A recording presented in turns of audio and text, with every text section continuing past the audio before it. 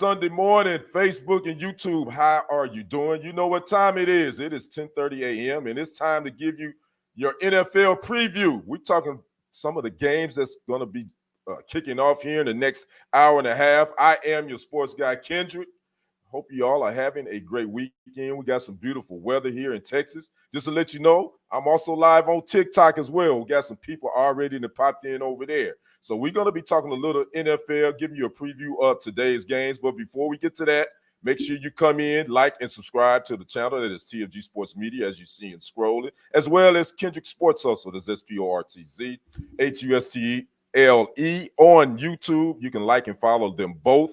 On Facebook, you can also follow me on Instagram at Kendrick1969, as well as on TikTok, Kendrick Henderson 51, which I am live right now. We got some people in the house on TikTok as well. Now, also, when you come in, make sure you comment, like, and share this, but don't be silent. You got to comment. This is Club Kendrick, not Club Shay Shay. So we want you to talk to us. Make sure you like, comment, let me know where you're watching from as well. And if you'd like to contribute to the platform, there's a little $ icon. If you're watching on YouTube, you can contribute. You're not obligated, but anything will help me build this platform. So anything would be greatly appreciated. Even your subscription, which is totally free, doesn't have to pay for anything. You subscribe and hit that little button and hit that notification bell. That'll definitely help me as well. So we're gonna get into this thing, and I always got a guest. I ain't gonna even call him a special guest anymore because he's my good brother from another mother. He is the sports director at the ABC affiliate in Tyler, Texas, KLTV, my good brother, Michael E. Coleman. What's up, Mike? How you doing, brother? I think you froze up on me. As soon as I introduced him, he froze up on me. Mike, I see you. I don't hear you. I heard you at first. You hear me, Mike? I see you. I got you. I'm back. Yep. Okay, there we go. What's up, Mike? How you doing, brother? Well, how you doing, man? What's going on? Oh, man, you know what time it is. It's time to talk a little NFL. We in week 3. We got people already having knee-jerk reactions. Some think it's time to book the tickets to the Super Bowl. Some think it's time to just call it a season. You know how it go, Mike. It's just too early. So we got to come and calm them a little bit. Give them some calm right now, you know. Talk them off that ledge, man. Talk them off that ledge. Yeah, talk them off that ledge. So, yeah, we're going to talk about week 3. We're going to jump into this thing real quick. Again, you guys make sure y'all come in, like, comment. Let me know where y'all watching from. Mike, let's go ahead and get down to it. We already had the Thursday game. The Jets defeated the Patriots. I believe it was 24-3, I believe. Aaron Rodgers actually looked like the Aaron Rodgers from about 2 or 3 years ago. What was your thoughts on that Jets Patriots game? Well, I mean, Aaron Rodgers, he even ran a little bit, you know. Yeah, right. But he can still sling it. Make no mistake about it. He can still sling it. Lazard was his secret weapon or top weapon that night. It was a good win for the Jets because they've been waiting for Rodgers and the Jets to make some things happen on a positive basis. Are they what? Were they 2-0 now? They 2-0. Yeah, they 2-0. Okay, so hey, they're off on a good foot. We'll see as the competition stiffens how much Aaron Rodgers can play Superman with that cape around him. Right. Now let's get to the noon games today, Mike. We got the Giants at the Browns, the Packers at the Titans, the Bears at the Colts, the Texans at the Vikings, the Eagles at the Saints, the Chargers at the Steelers, the Broncos at the Buccaneers. Which one of those games kind of have you like, okay, that might be an interesting matchup? Which one of those you think is going to be worth the watch? I think that Buccaneers game is going to be worth checking out, because Baker Mayfield has really turned his career around. No one expected it, but I think that speaks to his tenacity. Just judging by his career, including college, he couldn't beat out Mahomes, so he walks on Oklahoma and wins the Heisman, and he goes to Cleveland, can't get it done there, goes to Tampa, and he's got them playing. So I'm gonna check him out and see if he is still on that trajectory of winning. Right. You know the one that intrigues me? I'm gonna be honest, the Bears at the Colts. We got Caleb Williams and then the young, number one pick versus Anthony Richardson. Because the jury's still out on that young fella. The Colts, they came to Lambeau last week and they played the Packers pretty doggone tough, man. I just want to see what this Colts team is going to be. Is Richardson going to be that guy for them? What's your thoughts on that? Well, I tell you, I know he against the Texans, he shined a little bit. Yeah. He's a big dude. Mm-hmm. They saw something in him. He's still developing. Unfortunately for him, he has to develop on the fly. Right. He don't get a chance to sit on the bench and learn and all that. They just threw him in there. And then Caleb Williams, he's got to start showing something. He came in with a lot of hype, and now I know Keenan Allen, I believe, is injured, so he doesn't have that weapon. Mm-hmm. I see him being discouraged. Just by looking at him and hearing what he's talking about, I think he's getting discouraged. And I think quarterbacks with the Bears, they do not flourish. Right. They just don't. And I think this young man is in for a rude awakening. I think he thought he was going to come into this league and tear things up. It don't happen that way. And unfortunately for him, I don't think there's anybody on that Chicago Bears staff they can just take him under their wing and let him know how it's going to be and be truthful to him. I mean, he should have played some snaps in the preseason. I don't think he did. Maybe a couple of snaps. I don't think much. They were saving him for the real deal, and now we're seeing what the result of that is. So, Caleb Williams he's in for a big hurting if he can't turn his game around. I know he's just a rookie, but when you come in with that hype, and the way the quarterback situation is, they want you to star right now. Right, exactly. Man, and Mike, this is off the subject, man. You sounded like me, brother. You sounded like Barry White. Well, I woke up Friday morning. I woke up 2 octaves lower. I don't know if it's gonna stick around or not, but I want to go back to singing tenor. But it might be gone, so we're gonna see. I'm like, man, I'm hearing this voice. I'm like, well, damn, he kind of sound like me. Since Friday morning, I've been feeling this. Hey, I hear you, man. But hopefully you get better. Let's talk about the team that everybody think is the hottest thing since sliced bread, the Saints. They've put up some points the last 2 weeks. Clint Kubiak is the offensive coordinator. Remember that name. This young fella he's came in and he's got that offense rocking and rolling. They got the Eagles though at home. The Eagles coming off that tough loss Monday night to them Falcons. What's your thoughts on this Eagles at Saints game, Mike? Well, first, let's talk about Clint Kubiak. We all know who his father is. Played for the Broncos. I think he coached with the Oilers, I think. I don't think it was the Texans. I think it was the Oilers. It might have been the Texans. But he was a mismatch. Right. Mm-hmm. He was a mismatch for who's ever calling the plays with the Cowboys. I guess it's McCarthy. I mean, he was calling plays like he's playing a video game, man. And you had Mike McCarthy calling the plays that he was calling the defense. That's the defensive side. He was a mismatch big time. And I hadn't realized it. Somebody brought it up. I think it was Coach Ryan, formerly of the Jets, now on ESPN. He said when Zimmer was the head coach for the Vikings and he was running the defense, back-to-back years they finished like 29th in the league. Right. And it's like he hasn't changed anything because that personnel that gave up all those points to the Packers last year is the same personnel, and they were just running through them like Swiss cheese. They had holes all over that defense. And that Kubiak kid was just dialing up plays. And I don't know. He's going to be in that lane of McVay and Shanahan, the other young coaches that get a shot. He could be a head coach one day. And Derek Carr. I think Derek Carr is a good quarterback. I thought he was a good quarterback when he was with the Raiders. I was working in Kansas City. I saw this kid up close and personal, and he had some nice years. And then he got hurt. And the Raiders went south. And I remember saying at that time, they need to make him the MVP because you saw how valuable he was to the Raiders. Because once he went down and couldn't play anymore, the Raiders went down. Right. And then he's been dormant for several years, and he goes to New Orleans so far and does what he does. I think the Saints might be for real. I think I don't know if they're going to score 40 points today, Right. But there's something going on with the Eagles.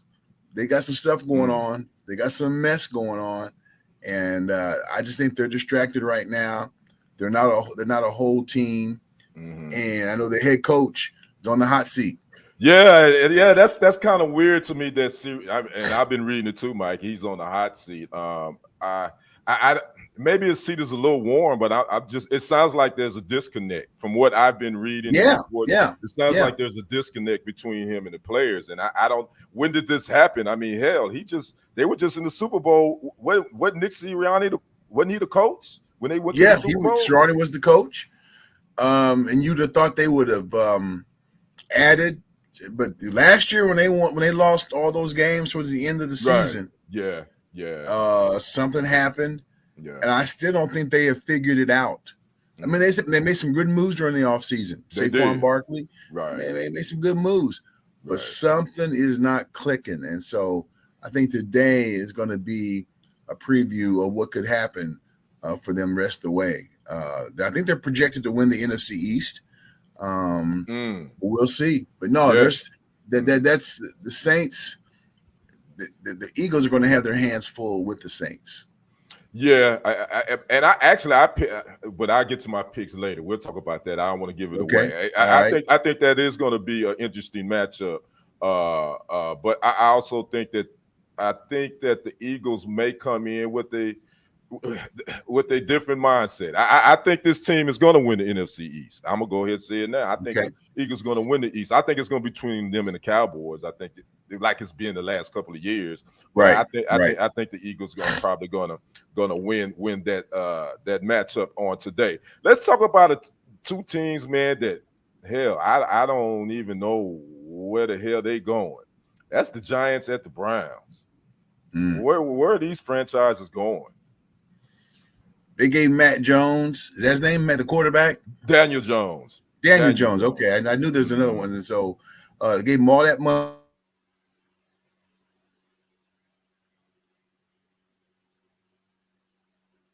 Yep. The wonderful world of Wi-Fi. He's frozen, but we're gonna keep rocking.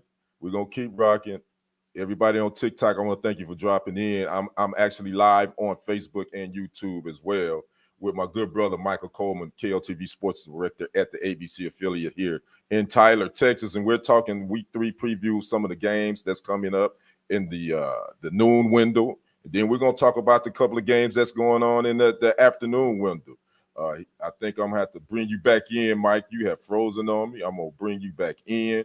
We're gonna talk about that here. Once Michael comes back, we're gonna get him back on because we want to talk about that Ravens at the Cowboys game. So that's definitely going to be our big conversation here in a few minutes. If you haven't already, make sure you subscribe to the channel here on TFG Sports Media here on YouTube. Make sure you like and follow it on Facebook as well. Make sure you like and follow Kendrick Sports Hustle on Facebook and subscribe to the channel Kendrick Sports Hustle. That's SporTZ HUSTLE on YouTube. Make sure you like and follow me on TikTok.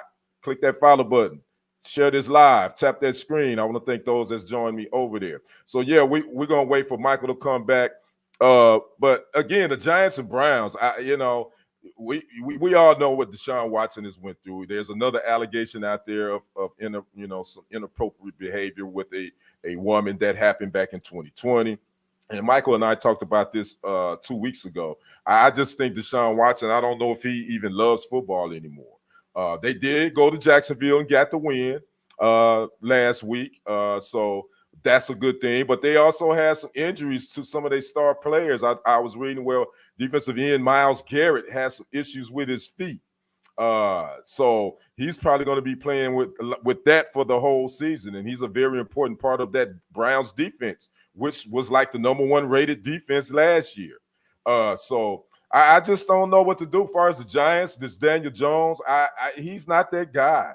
You know, they gave him that big extension, and you know everybody scrutinizes the Dak Prescott contract, and everybody he gets a lot of scrutiny. But some of these guys that got these extensions, i.e., the Trevor Lawrences, the Daniel Joneses. Again, I get it. The quarterback is going to get the money. That's what the market dictates.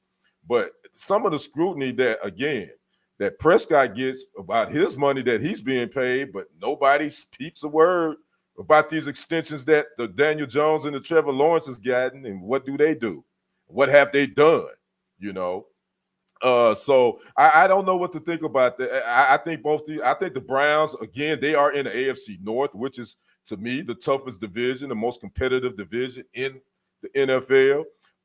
And they're gonna be going through, you know, they got some tough games coming up, especially in their own division. And oh, by the way, if you didn't know, if you watch Hard Knocks on HBO, they're gonna do a special Hard Knocks where they are focusing on the AFC North Division. That I think that begins in week 15, no, week 14, 13. I think it begins because I think they're gonna cover the last 4 weeks of the season, and they're gonna be doing the AFC North because we know that division is always pretty tight with the Steelers, the Bengals, the Browns, and the Ravens. So that's going to be something to look forward to. I think the first episode airs the first Tuesday in December, if I'm not mistaken. So keep a lookout for that. HBO Hard Knocks previewing the AFC North division. So again, the Browns, I think they're really trying to figure out a way to get out from under this guaranteed contract with Watson. But at the end of the day, they got to pay him that $230 million guarantee that he got.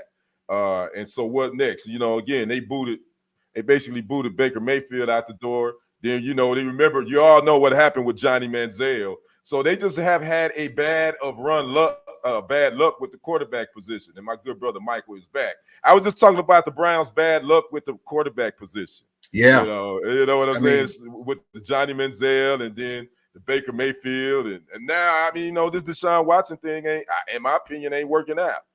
It's not working out at all. Yeah. And he's got this latest charge against him. You know, that's it's a funny thing about football. Of all the sports, and it's probably true across the board, but you hear more about it in football. You don't want distractions. Yeah. You know, football is such an emotional game. Right. And if Deshaun Watson is trying to tell himself he ain't worried about that latest charge, he's lying. I agree. You know? Yeah. And he's got to deal with that, and he's got to try to play in the NFL. And if it weren't for that big deal, that big money he got, he'd be gone by now. Right. I think they are forcing the issue, and it just ain't working. Yeah, I agree. If it wasn't for that 200, do you echo what I said? 230?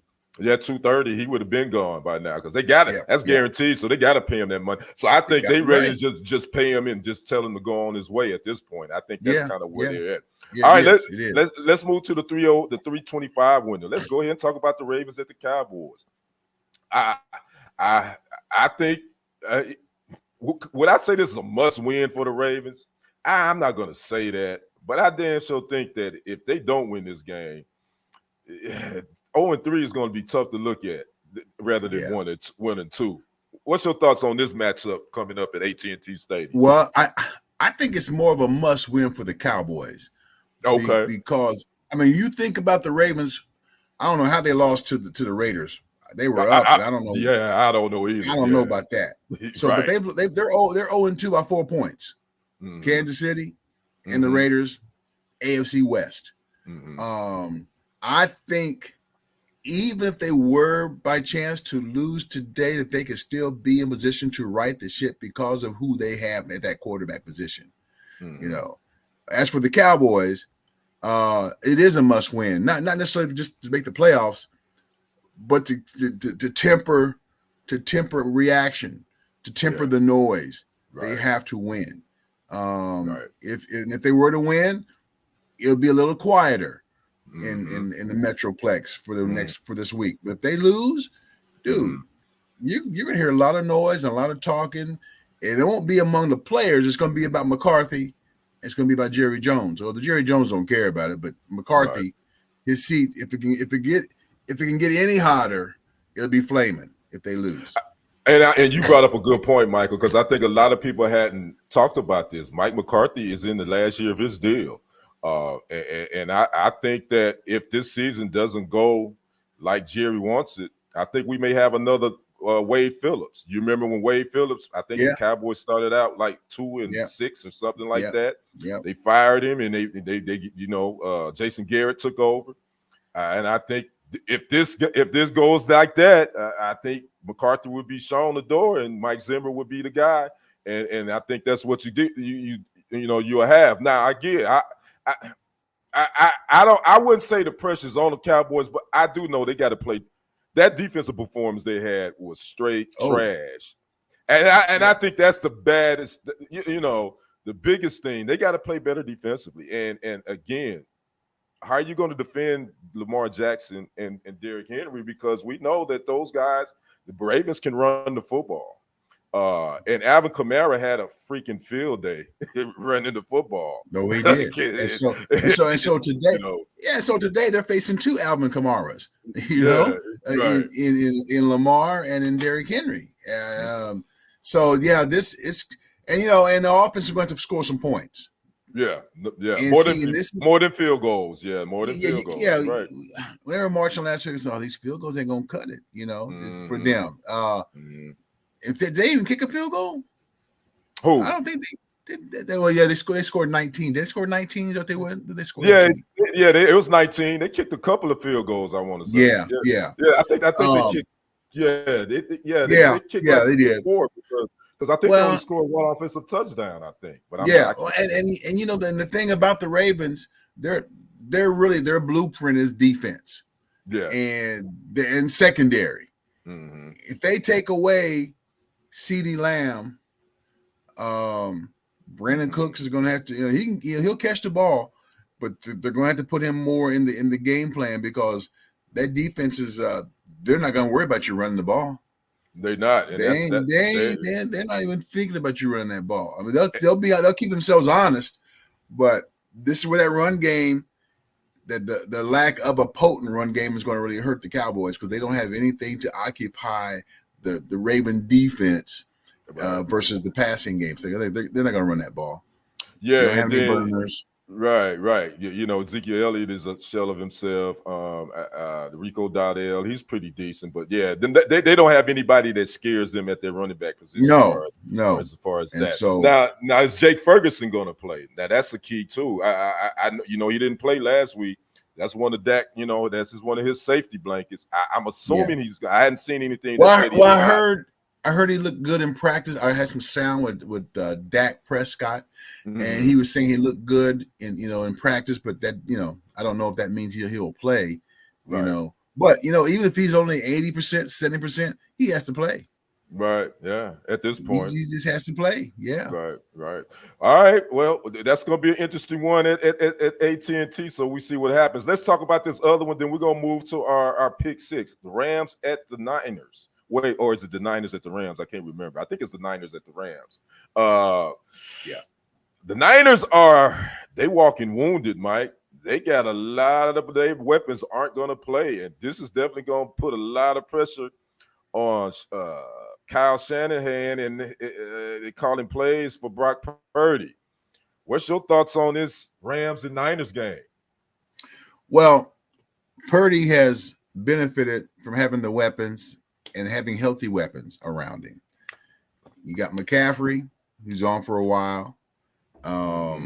They did all that noise about getting Ayuk on board, Brandon Ayuk. But Debo, I think, is out, right? Yeah, he's out. Yep, he's out. Yeah. For a couple of weeks. So now Brock Purdy, and you knew this was going to happen sometime in his career. He's got to carry the team. Yeah. He's got to be that guy. He's got to be that dude. I mean, Mr. Relevance is a nice story and all of that, and he went to the Super Bowl. But again, everybody around him was healthy. So now he is going to have to step up what he's able to do and make it right. And he's lucky that he's facing a Rams team that's not as explosive or that's not where they want to be and where they should be, according to the prognosticators. Yeah, they banged up. They banged up too. They're banged up too. So this is a good shot for Purdy to look pretty today on his own. Pretty Purdy. Yeah, we go see. And then we got to talk about your Chiefs, Mike. Chiefs at the Falcons. That's the Sunday night game, I believe. Yeah. The Chiefs have won 2 close ones. Let's be honest. They have won, but they play some tough teams. You talking about the Ravens. That was a rematch of the AFC Championship game, and that game could have went either way. Yeah. And they had their hands full. Who did they play last week? I forgot who they had. They played Cincinnati. Since the Bengals, which is becoming a nice little rivalry between those two. Yeah, it is. So those first 2 games haven't been a cakewalk, but they found a way to win. Is this going to be their MO, you think, for the first half of this season? You think? I think so, because there's that Arrowhead magic. First of all, it's tough to beat them at Arrowhead. I mean, although Cincinnati has in the past, I think they won them in the past. But when I thought about last week's game, on when Rashee Rice was pass interfered, air quotes, even I say that. I thought about the 13 seconds against Cincinnati. Remember the Buffalo game. Yes. Last year when Kelsey caught the ball and lateral back to he's not there anymore, Keontae, because he was offsides, and they called it back, but they were able to make up for that. And then what happened last week? Sometimes the luck falls your way, but when you're in hostile territory, and as opposed to the friendly confines of your home of Arrowhead, it's a whole different ball game. Kirk Cousins played a good game last week. He did. I think I was a little shocked at that. I was too. We all were. Because I've never really been a big admirer of Kirk Cousins, but the only thing I've admired Kirk about is how he's been making that money. He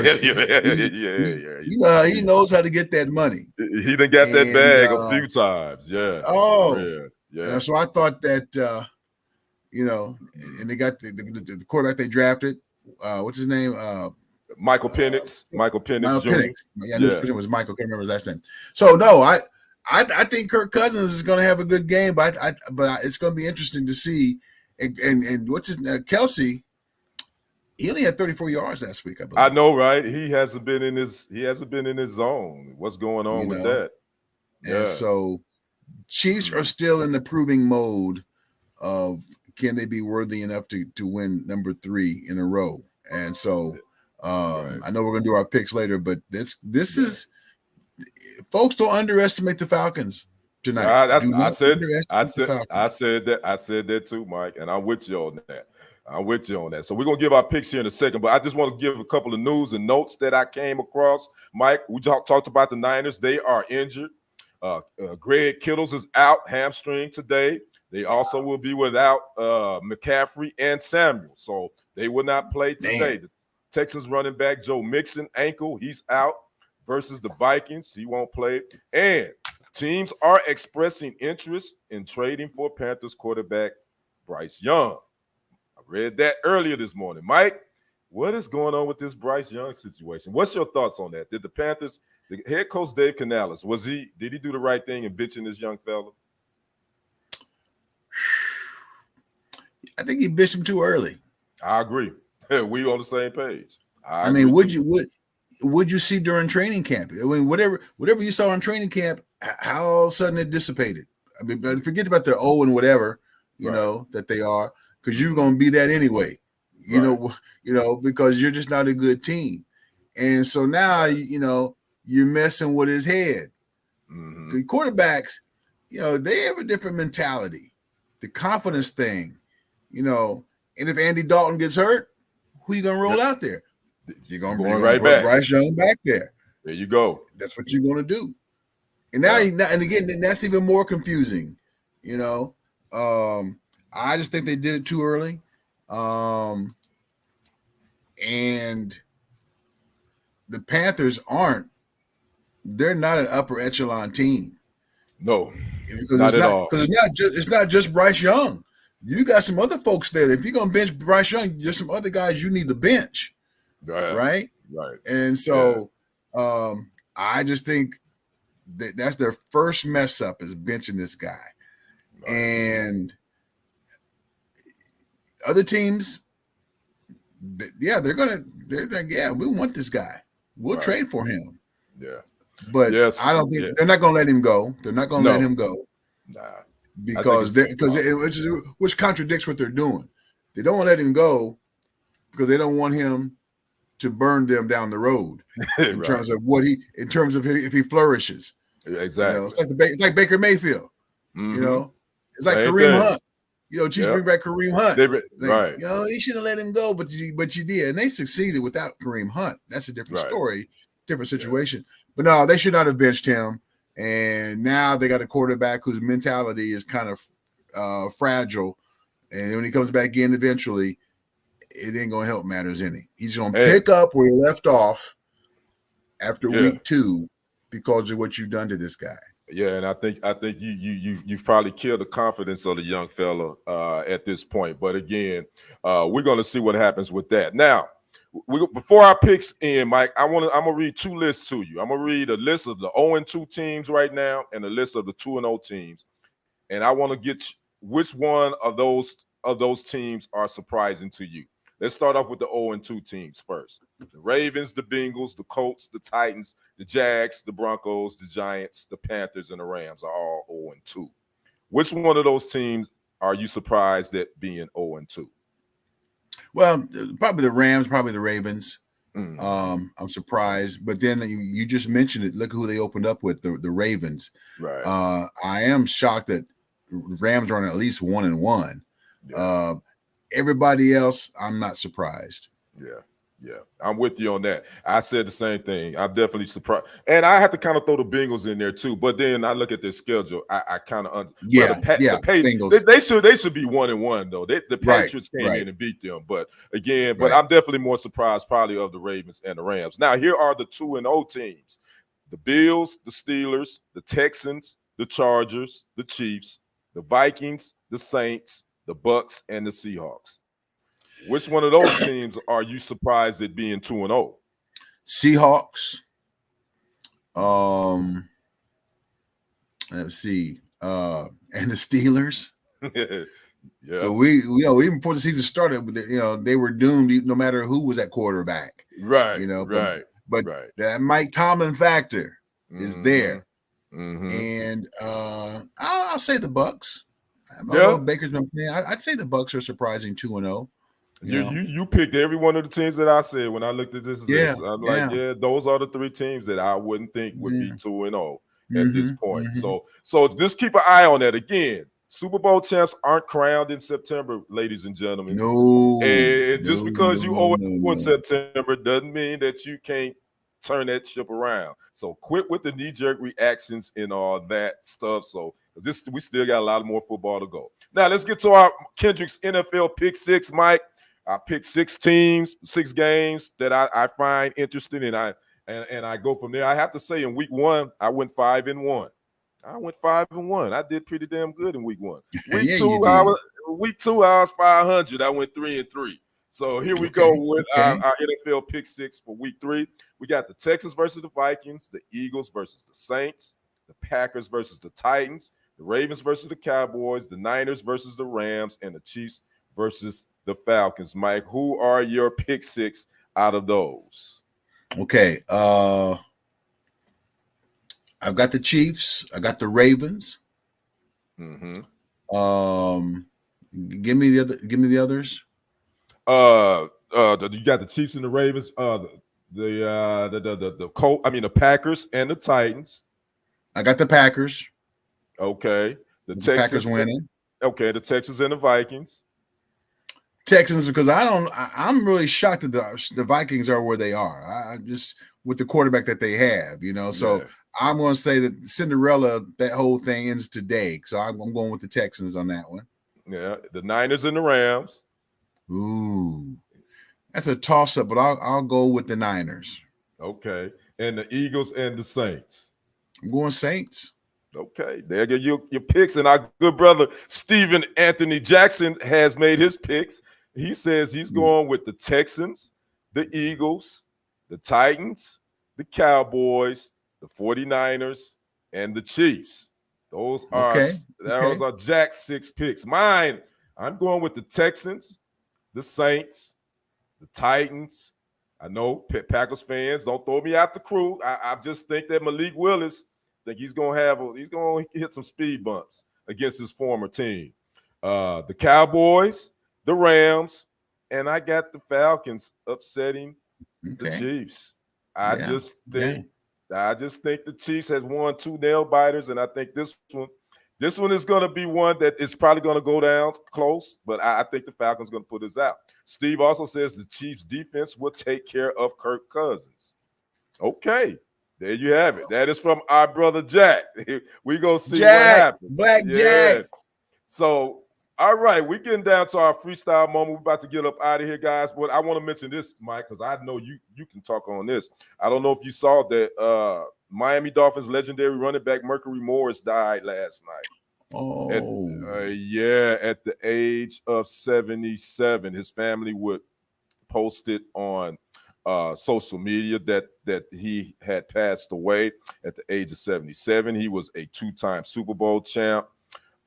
He was on that 72 undefeated Dolphins team that still remains the only team to ever go undefeated through a whole season. He was a 3-time Pro Bowler. He went to West Texas A&M, and he played 7 years in the league. He retired in 1976.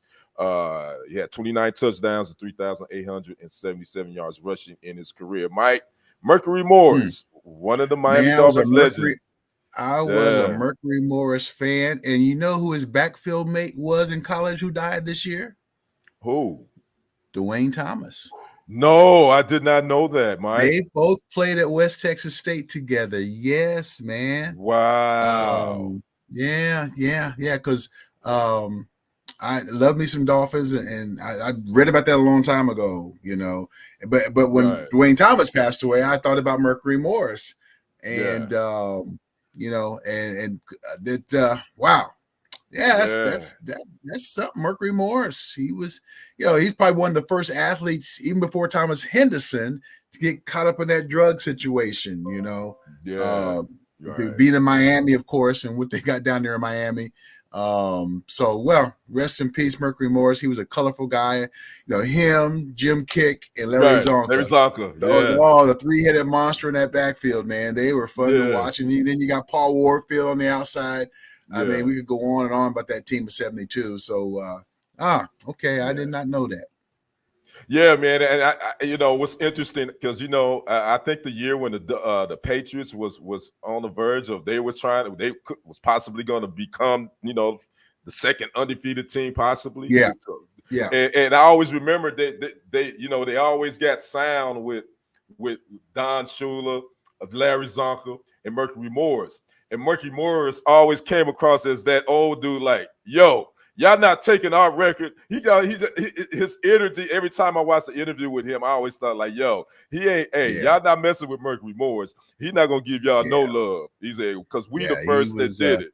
Yeah, so that's what I remember about him. Yeah, very colorful guy. So you know, so again, rest in peace to the legendary Miami running back Mercury Morris. All right, Mike, freestyle moment where you can talk about anything you want to talk about. We had some college football last night, especially that Colorado and Baylor game. But this is your freestyle moment, Mike. Go ahead and freestyle for us. What you got? Well, you already opened the door for me. Man, them darn Buffaloes. I don't have no connection to Colorado whatsoever. Well, my granddaughter lives in Colorado, but I was so proud of them. I saw your post about Shedeur, and you were right. But he's also elusive. You know, now they're more sure-handedly tacklers in the NFL. Right. But he got out of the way and buying time, and that pass that sent it to overtime. I was like, oh my God. Yeah. Oh my God. You know, heck of a play. And that Travis Hunter, he's got the right last name. You know what, Mike? I agree. That boy on both sides. He might be able to play both sides in the NFL. I don't know. Shoot. You know what? I'm beginning to change my mind too, because I said that I think he should stick to being a cornerback just because of his size and length and what he can do. But man, after watching this young fella catch balls the last couple of weeks, man, I'm like, you know what? I think this young fella actually could probably play both ways. And they forced the fumble of the guy going in for the quarterback going in for the touchdown. For the touchdown. Right. I was like, what an ending. And it was under review, and the fans were like, oh no, we ain't gonna do that. We're gonna just rush the field right now. I was like, well, they're not gonna get those fans off the field. Right. And it was clean. It was a clean play. I mean, the ball started coming out before he crossed the plane. I mean, it did. Just yeah. that, and you know what? They still got some improvement to do, but what a way for them to come back to the Big 12. Right. Good. True. They took out a pretty solid Baylor team. Bob Baylor's pretty solid. Yeah, pretty solid. And for them to come in and do what they did and to come from 14 down. Yeah. See, I don't think they've ever come that far down before. Since Deion's been there. But they had a little bit of a running game, but they still got a lot of things to work on. But I tell you what, that was a heck of a ball game. That was a heck of a game. So kudos to Deion and his crew. They bring excitement and electricity whenever they play. Yeah, that offensive line still need work though. I'm a Coach Prime fan, and I'm sure he knows that. But the one thing I can say about Coach Prime and even Shedeur, man, they trying to build those young fellas up on that offensive line, because I know they hear it. They hear it. They hear the offensive line sucks. They trash. I'm sure social media. That's the unfortunate thing about social media is, no matter if you ain't on it, you gonna see it. Somehow you gonna hear it. You're gonna read it somewhere. Well, it's like back in the old days when players said, "Well, I don't hear that stuff." Well, you hear it. Yeah, you do. You heard it. But now you can't help but hear it, right? Because of the relevancy of social media, and so. But no, it's a good win for them, and let's just see if they can build on that. Yeah. My freestyle moment, and then we're gonna get out of here, man. I got to give a shout out the WNBA. I'm gonna give I'm always give them ladies some love. It just came down 30 minutes ago that A'ja Wilson wins the MVP. She was a unanimous choice. All 67 first place votes went to her. She is the third woman to win it unanimously, behind, I'm sure, Mike, you know this, Cheryl Swoops and Cynthia Cooper. There was the only two to win MVP unanimously. Yeah. So, and this is her third MVP. She won it in 2020 as well as in 2022. She led the league in points, 26.9 per game, 11.9 rebounds, 2.6 blocks. And Vegas, and speaking of the ladies, they start their playoffs today. And Las Vegas Aces are the number 4 seed, and they looking to win us. I think they third in a row, I believe. So I want to give a shout out to A'ja Wilson also, because we know everybody has just jumped on the WNBA league because of, and no shade at Caitlin Clark. She's a great woman baller. Angel Reese is another one. They have totally brought a whole different fan base to the league. I salute them for that. But I gotta say, A'ja Wilson been balling. The Diana Taurasi's already been here. All these other ballers that's been here prior to Caitlin Clark, Angel Reese, they were balling. Y'all just jumping on the bandwagon now. Yeah. So the league was here before it. But again, shout out to them. I just wanted to give a shout out to A'ja Wilson for winning her third MVP. So again, that's it for today, guys. My good brother Mike, tell them how they can find you, how they can watch your stuff, brother. Of course, KLTV Channel 7. Also on Facebook, just Michael Coleman KLTV, just Michael Coleman, or just give me a call. My number is. All right, you better not do that, boy. You're gonna be getting all kind of phone calls. But y'all can check my good brother out. Also, download the Red Zone app, KLTV KTR. Yes, download the Red Zone app. We're going into week 5, man. And I've always said once week 4 and 5 get here, it really picks up steam. Now we're starting district play. We've had some killer games, man. And Carthage came and put it on Chapel Hill, which was, and I'm real quick. I know we're going to go, but I was at that game. I did the Chapel Hill game. The third play of the game, Chapel Hill intercepts, touchdown. So, okay. And then Carthage would just kill the clock. They had a 68-yard touchdown run called back on that drive, and then the next plays later they got a touchdown pass, and they just dominated. And I think what hurt Chapel Hill was their quarterback is not playing. Demetrius Brisbane is out. Oh, He's is he got a hurt? rib. Oh, he Got a got an rib injury. injury. Oh, So okay. you took out that dynamic, and Mr. Stewart just couldn't do it by himself. And I think the offense, by the time they got their first possession on offensive side of Chapel Hill, there was 5 minutes left in the first quarter. So Yes. they were, and even then they were 3 and out. And so Oh, they didn't get a chance to build any type of rhythm early in that game. And Carthage and a lot of folks in Chapel Hill were like, hope we can just keep it close. So they definitely had respect for Carthage, and how do you not with Coach Surratt? So I know. kudos and hats off to what they were able to do. But it's going to be a good season once district kicks in. All right. So again, you want to watch some good high school football. The state of Texas is where it's at. And in East Texas, it's damn sure where it's at. You see a lot of guys from East Texas that end up at the college level and playing on Sundays. All right, Mike, I'm gonna let you get out of here. All right, buddy. All right. Yeah, keep that deep voice. I'm gonna call you, see if you still sound like okay. me. All right, brother. That's my good brother, Michael Coleman. Again, you guys, NFL Sunday football week 3 about to kick off here in 45 minutes, early game. So again, make sure you keep it locked to the TFG Sports Media, Kendrick Sports Hustle for all your sports news, live streams, and entertainment. Make sure you like and subscribe to the channel. Share this to all your social media platforms. And make sure you go check out some of the other stories that I create, segments that I produce. Go check them out, view it, share them to your social media platforms, subscribe to the channel. Again, so you guys enjoy the rest of your Sunday. I hope you have a great start to your week. I am Kendrick, the sports guy. We will see you back here next Sunday, 10:30 a.m. Central Standard Time. We'll be talking about the NFL Week 4, what we got going on. So you guys enjoy the rest of your Sunday. I am out. Peace.